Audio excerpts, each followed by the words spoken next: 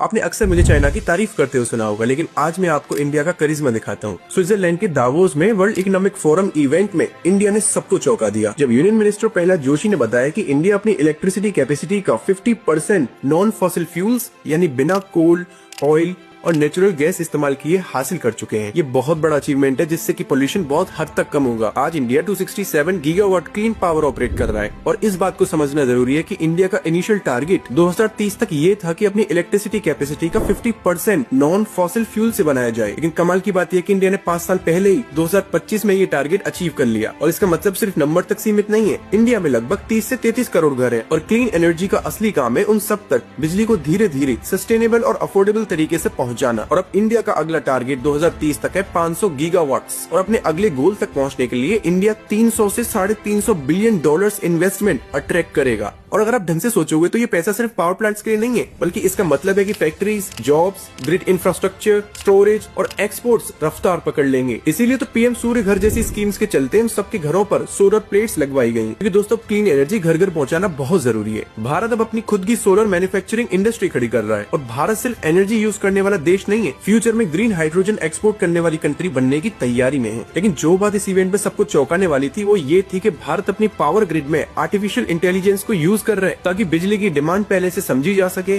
Loss कम हो और बिजली सस्ती बने। अब इस इन्फॉर्मेशन को लोगों के साथ शेयर करो जिनको भारत की अचीवमेंट्स दिखती ही नहीं।